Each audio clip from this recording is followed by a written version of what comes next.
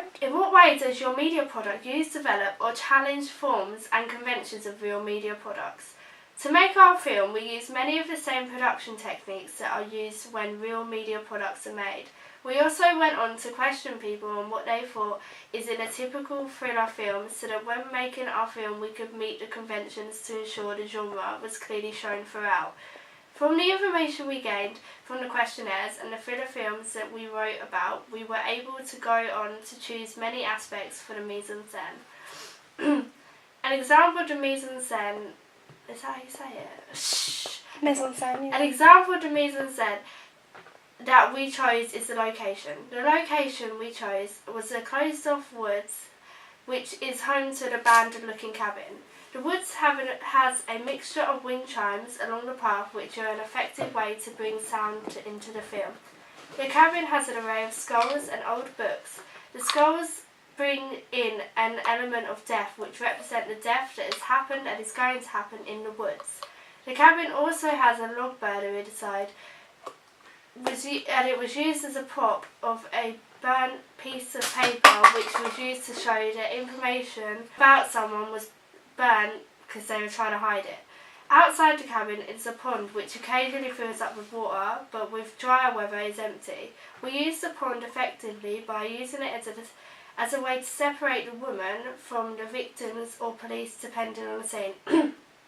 This is an effective way of showing the woman watching from afar, and the muddy pond of our film has somewhat of a similarity of the marshland of The Woman in Black, which shows the potential danger which could happen.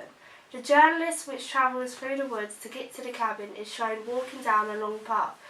This shows the cabin to be deep into the woods, which makes it seem as if there was any danger, the likelihood of anyone hearing or being around to help is very slim.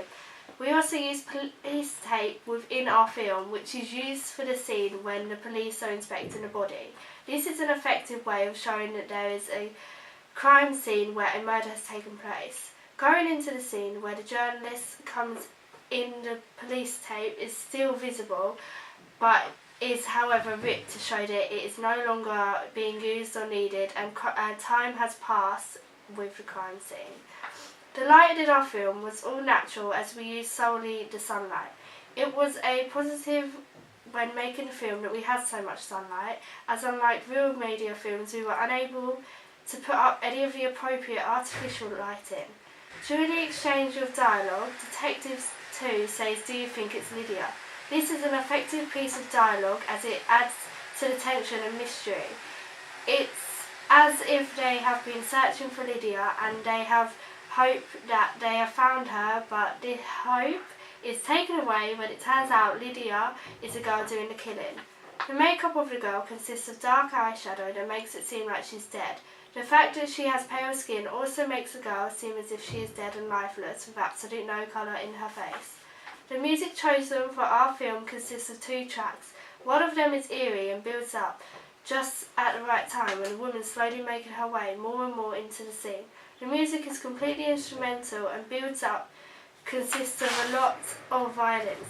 The violins are effective as they slowly become more frequent as the film becomes even more tense during the 2 years later part of the film.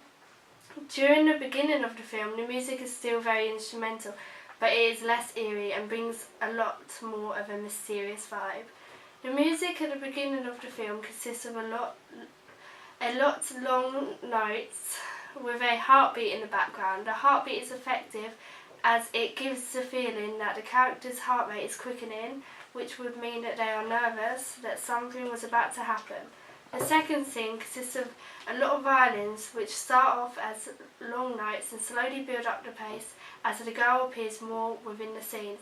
This adds tension as the notes get louder because it makes the audience feel as if the girl will come into the scene and make them jump. There are 4 characters in our film. The opening scene shows 2 detectives. They are both dressed smart to show that they are there to formally assess the situation.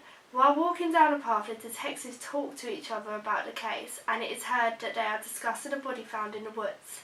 The detectives then go to see if they can identify the body which is lying on the floor. This shows that the detectives know about the case and have been working on it for a while. This shows the audience that there is a mystery to follow, as the body is not the person that the detectives have been looking for.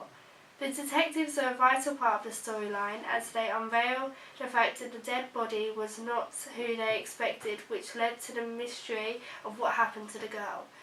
Then there is a journalist who is shown coming up to the cabin to try and write about the undiscovered mystery.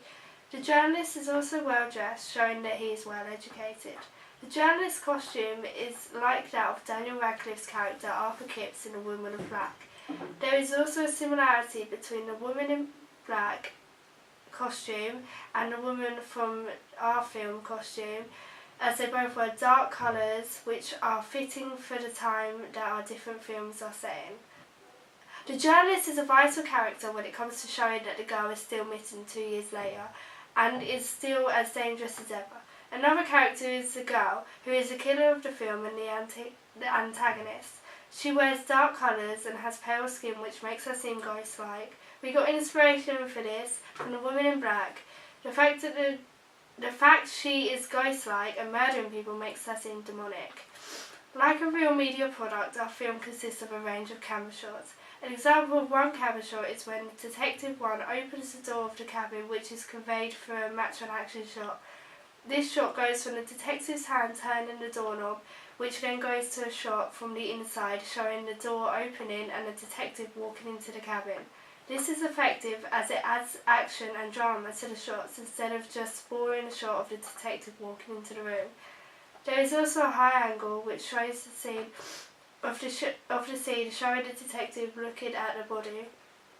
This shows the body as being vulnerable and the detective as vulnerable, which is effective as it shows that, although powerful, the cabin is a place where the girl has more power.